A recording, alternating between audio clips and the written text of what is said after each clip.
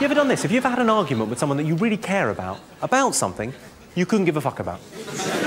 I had an argument with a friend of mine that I've known for 15 years about whether tomatoes are a fruit or a vegetable. Who cares? Also, it got me thinking, can't something be both a fruit and a vegetable? I mean, what if Graham Norton had a serious accident? And in entertainment news, Ellen DeGeneres and lover Anne Hesh have announced that they want to have a baby. However, their plan has hit a snag. They are both women. It is not possible to have a child. I don't know about you, but I don't like celebrities that are only famous because of who their parents are. Like Callum Best and Peaches Geldof and Jesus. Did you have Alec Baldwin? You must have. Oh, yeah, every season, pretty much. He's amazing. I don't know what he's doing now. He was unreal. Weird tweets. But he used to come when he was a lot younger, I guess, because it was when I started, which was 20 years ago. And he was married to Kim Basinger. And he'd complain about her, like, you know, she's the most beautiful woman. He goes, fucking wife. She bought a town. He was mad because she bought a town. Which a town? She bought a whole town? Yeah, oh, my God. So their credit score went down a little. So you bought a town. And then he comes in. Baldwin looks perfect, you know. He just had dinner with Lauren, and he goes, he's trying to be like us, you know, one of the guys. And he goes, that secretary, no, not that, he didn't say secretary. He goes, that assistant girl out there, man, I'd saw my left leg off to fuck her. Jesus Christ. And I said, I think all you have to do is ask her. Why? Yeah, you're Alec Baldwin. I think you're all right. Does he think that different, bro? Yes. How different, yes. bro? Different. How? Like, different. You tell me, convince me, because the music is phenomenal. Outside of that... Okay, it's real simple. Yeah. Have you ever been locked up in a mental institution? No. He has. Yeah.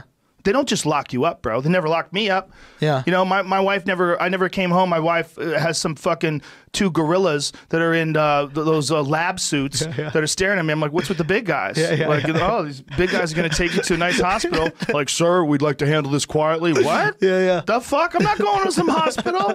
You know, like Bust out the leg kicks, Joe. You don't just go to the mental institute, bro. They Velcro you. But the mental institution doesn't mean that you're genius. There's a lot of crazy people who are just crazy. Yeah. Well, he's definitely crazy. Sure. But he's also, but he's brilliant too. See, the work that comes out of that crazy is genius work, right? So what is it about him that allows him to be so prolific as an artist? You ever notice how prolific he is? Yes. The guy's constantly music. Constantly banging out songs.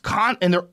he doesn't have bad albums. No, he is phenomenal at music, without a doubt. Phenomenal at music. But this is all from this energy that's inside of him. He figures out how to channel that energy and put it in good ways. But occasionally, like, it's also not a coincidence. It's not a coincidence that when Kanye was on stage, I think it was in San Jose, and he said that he didn't vote, but if he was going to vote, he would have voted for Trump, and the crowd went crazy, and they booed the shit out of him, and then he canceled his tour, and then he went to the Mental Health Institute. Right. All that shit happened together because he felt the pain of this. Then his response to that was to double down. His response to that was to attribute qualities to Trump that he doesn't even really have. Right. And so Trump, in a lot of ways, very wise the way he handles things socially. He let Kanye come into the White House, wear that MAGA hat, and just rant up a storm. Kanye could define who Trump was. He could define what loving Trump meant. Sure. He could define why black people should embrace Trump. Right. He could define all this in his head to sort of justify what went wrong with him. Right. And then Trump just sits there and goes like this and lets him talk. And then he leaves, and Trump goes, "What the fuck was that?" Are you all familiar with Simon Cowell? Do you know Simon Cowell? Simon Cowell spends £500,000 every year on his own personal security.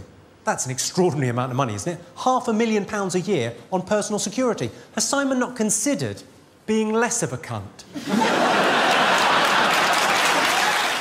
Oprah Winfrey's longtime boyfriend, Stedman Graham, has written a new book called You Can Make It Happen, a 9-step plan for success. Step number 1, become Oprah Winfrey's boyfriend.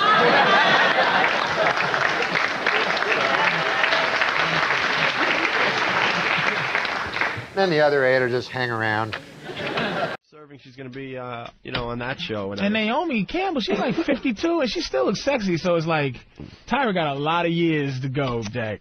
Mm-hmm. Yeah. Who did we see walking away from that hotel that day? Cheryl Teague. Cheryl Teague. Still looking good? That time is a bitch, man. You really, dude. Time is a bitch. No one I'm escapes a realist, You're a judgmental motherfucker. I'm telling you. Dude, I'm with him on this one. Judgmental. Yeah, but I think you got a bit of a fetish. I've known you for a while, and older white women. And he picked some bad one. Hillary Clinton. My favorite old white woman, number one, is Carly Simon. I will still pop Carly Simon. I don't know why. I don't know why. Everybody got their fucking fetishes. That album cover alone, where she was on all fours. She's that goes a long way. That big mouth. Yeah. That's what I'm saying. Fucking Kelly LeBrock, man. That bitch is... By the way, a lot of people backed us up on that one. Back you up. A lot of people were calling in saying that Kelly LeBrock is still hot. Are you joking me? What a lay she is. But we saw... Moving back, though, we saw Cheryl Teague's leaving the Donald Trump roast. Yeah, Cheryl Teague. Because we had the great seats from Voss. Well, yeah. Barely in the building. Thanks, Rich. I got your tickets to the Trump roast. Section O and Section A. You know where we were? Going to be ushers in the upper deck. We were behind a monitor that was showing the roast. Behind it on the second floor. Dude, everyone's going in the main ballroom, and we handed our tickets like, we're going to be hobnobbing with the top celebrities in New York, right? All of a sudden, the usher looks at our tickets and goes, you got to take that elevator and then that escalator. But and then you're thinking, all right, well, you know, it's an elevator. You ever see a roast where there's an upstairs? It's always the dais and the table. Right. So we're like upstairs at a roast. So at first we're like, all right, well, we'll follow all the other people that have seats in that area. No, there were maybe another 20 people that had seats in that area. And we sit down, and then my seat stunk. I had to stand up and look over this video screen to see anything. I couldn't tell who was up at the they were tiny. dais. Everybody gets in the elevators like holding cable and shit. Yeah, that's what it was. They were all tech guys, gaffers. They were heading for the fucking mixing board. So heading for the walkways high above. So we leave the roast. We're walking back toward the station, and we're right behind Cheryl Teague's and her white, old, saggy ass. Like, how bad did it look, though? It was bad. Here's what I'm saying. For an old lady, she probably isn't that bad.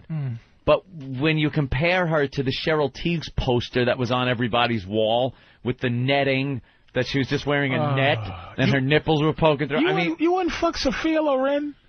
No. Just because she exists? 60-something years old. Sophia Loren. You gotta pop a dude. She's I don't. There's gotta be just a glimpse of just young Sophia's one drop. No. Just half a pussy lip. Ain't is nothing still young. left there. Believe me. And when you see these people out, remember, they are looking their absolute best. All right. This is the best they can possibly look. How old is Cheryl Teague? 50? Gotta be. She's gotta be old. In her 50s. 55. And she's nothing. There's no redeeming sexuality.